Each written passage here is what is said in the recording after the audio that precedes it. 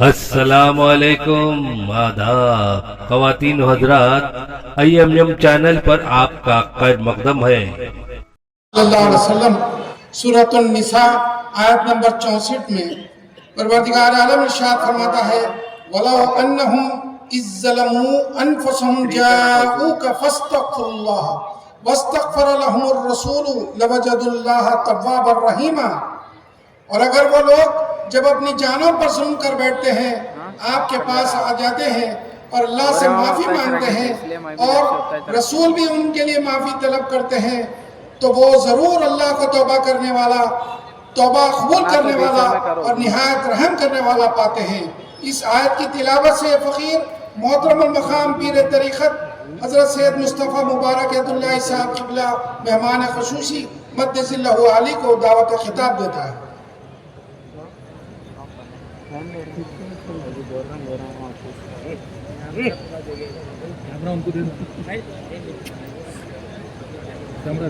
پیچھے کی پبلک کو بھی آنا، پیچھے کی پوری پبلک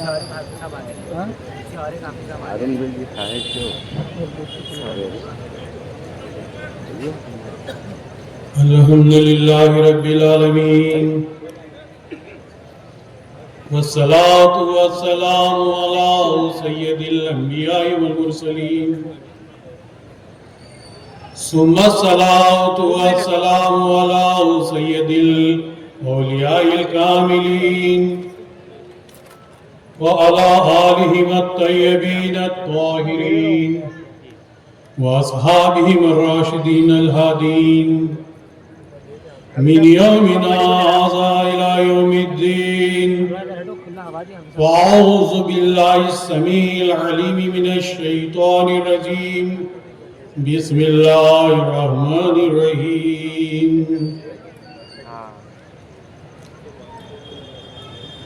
اما بعد،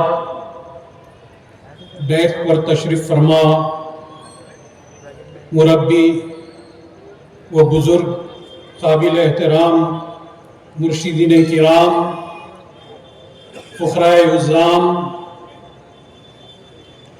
میرے نوجوان ساتھیوں، بانیان جلسہ اور میری آواز کو سننے والی ماں اور بہنوں، السلام علیکم۔ اس فقیر کا جو عنوان ہے فیضان مہدی، ایک شعر سے آغاز کرنا چاہتا ہوں۔ مشہور شعر ہے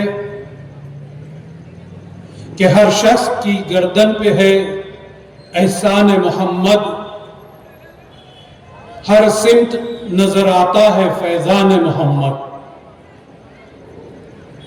لہذا عنوان فیضان محمد وسیع ہے اور وقت کا تعین جو دیا گیا ہے اس کے ساتھ انصاف کرتے ہوئے یہ فقیر اس عنوان کو حضور نبی کریم صلی اللہ علیہ وسلم کے کچھ فیضان کو گویا سمندر کو کوزے میں بھرنا چاہتا ہے، اور جب سمندر کو کوزے میں بھرنے کی بات آئی تو وہ عاشق رسول کا واقعہ مجھے یاد آتا ہے کہ اجمیر شریف کے خواجہ معین الدین چشتی رحمت اللہ علیہ جو عاشق رسول ہیں، امت رسول صلی اللہ علیہ وسلم میں ہے، ولی اللہ ہیں، ان کے دور کا یہ واقعہ ہے کہ اس وقت کا بادشاہ جو اجمیر میں تھا جے پال، اس نے خواجہ معین الدین چشتی رحمت اللہ علیہ اور ان کے مریدین پر پانی کو بند کر دیا۔ لہذا جب پانی جو اجمیر میں جو لوگ گئے ہیں وہاں پر تالاب ہے جس کا نام ہے انا ساگر، اس انا ساگر کے پانی کو جے پال ان کے لیے بند کر دیتا ہے پینے کے لیے۔ تو خواجہ معین الدین چشتی رحمت اللہ علیہ کو جلال آ جاتا ہے اور اپنے ایک فقیر سے، وہ خود نہیں بلکہ فقیر کو بھجاتے ہیں ایک کاسا دے کر اور کہتے ہیں کہ جاؤ انا ساگر کے تالاب کا پانی اس کاسے میں لے کر آؤ۔ تو لہٰذا فقیر حکم مرشد کو مان کر انا ساگر کے پاس جاتا ہے، پانی کے درمیان میں آتا ہے اور اس کاسے کے اندر تالاب کے پانی کو کیا لیتا ہے کہ سارا کا سارا انا ساگر کے تالاب کا پانی اس کاسے میں آ جاتا ہے۔ تو لہٰذا یہ کیا بات تھی؟ یہ فیضان محمد صلی اللہ علیہ وسلم تھا جو عاشق رسول کو ملا تھا۔ اور یہی نہیں، سورج کو تپش اور ستاروں کو چمک فیضان محمد صلی اللہ علیہ وسلم کے طفیل میں ملی ہے۔ اور یہی نہیں، کنکریوں نے بھی اگر کلمہ پڑھا ہے تو فیضان محمد صلی اللہ علیہ وسلم کو پا کر کلمہ پڑھا ہے۔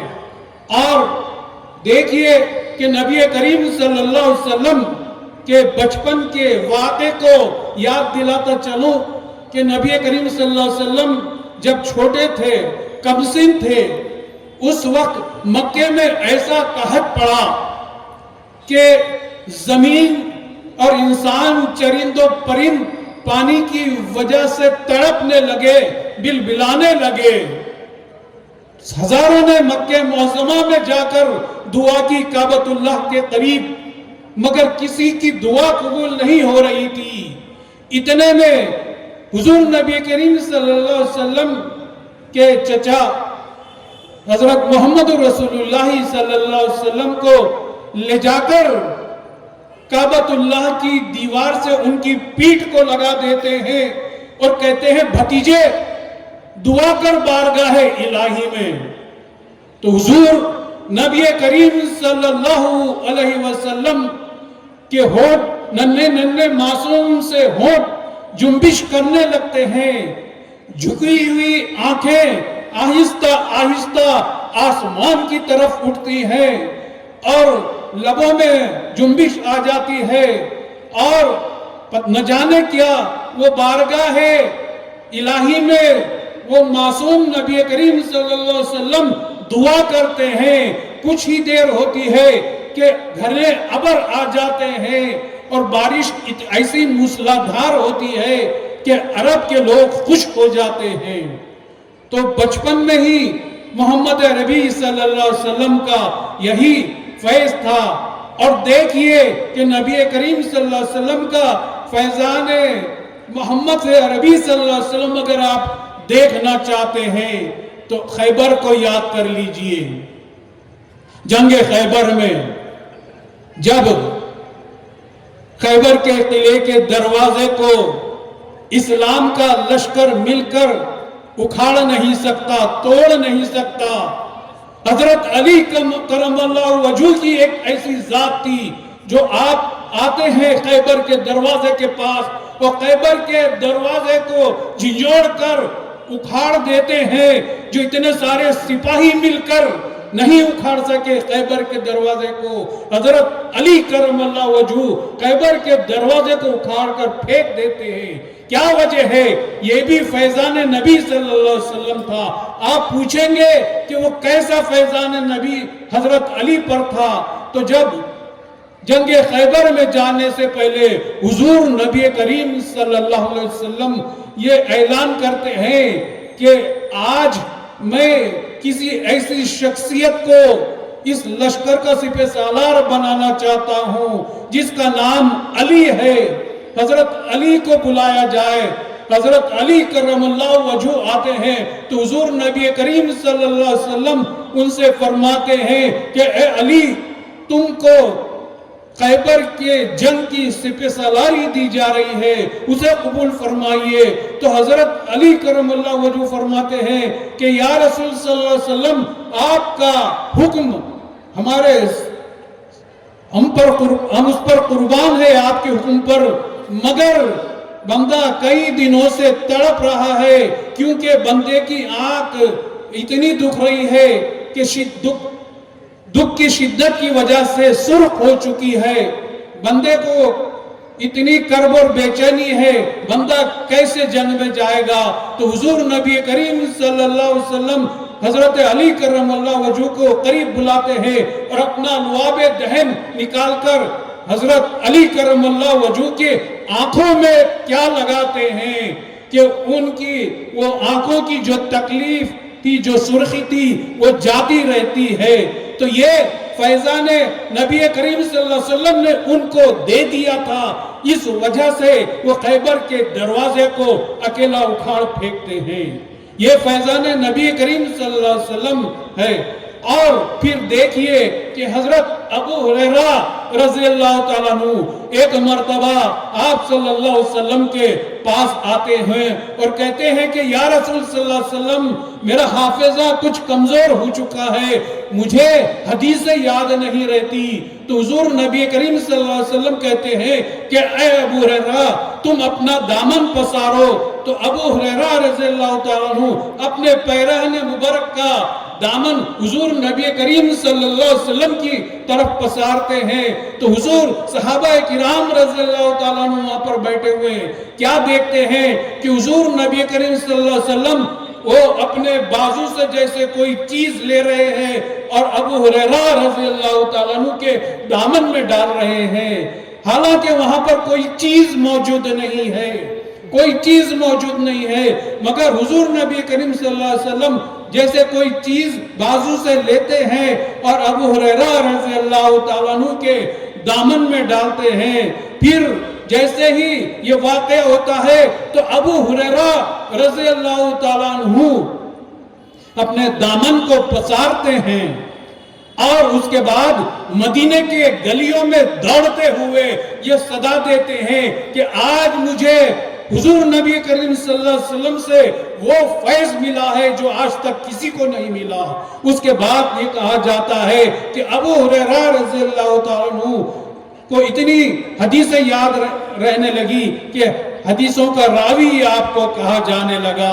इसी तरह से देखिए कि फैज़ान नबी करीम सल्लल्लाहु अलैहि वसल्लम कहाँ कहाँ नहीं है। ये कायनात की जो बज़्म सजाई गई वो भी नबी करीम सल्लल्लाहु अलैहि वसल्लम की फैज़ान का ही सदका है। और ये जो स्टेज सजाया गया है, यहाँ पर मुर्शिदीन किराम जो बैठे हुए हैं और आप लोग यहाँ पर जो कुछ भी बैठे हुए हैं, ये क्या बात है? ये फैज़ान नबी करीम सल्लल्लाहु अलैहि वसल्लम है कि फैज़ान नबी करीम सल्लल्लाहु अलैहि वसल्लम हमको और आपको यहाँ पर खींच कर लाया है। और अल्लाह और नबी करीम सल्लल्लाहु अलैहि वसल्लम का फैज़ पाकर ही हम सारी बातें हुजूर नबी करीम सल्लल्लाहु अलैहि वसल्लम के सीरत के ताल्लुक से सुन रहे हैं। और इस तरह से हमको आखिर में एक वाकया आपके सामने बयान करना चाहता हूँ। वो ये है कि हजरत उमर फारूक रज़ी अल्लाह ताला अन्हु के दौरे खिलाफत का ये वाकया है। हुजूर नबी करीम सल्लल्लाहु अलैहि वसल्लम के ये खलीफा उमर फारूक रज़ी अल्लाह ताला अन्हु के दौरे खिलाफत में एक बुढ़िया आती है और आकर आपसे शिकायत करती है कि ऐ उमर, मैं इतनी गरीब हूँ, इतनी लाचार हूँ कि मेरे पास रोजाना कुछ भी खाने पकाने के लिए पैसे नहीं होते।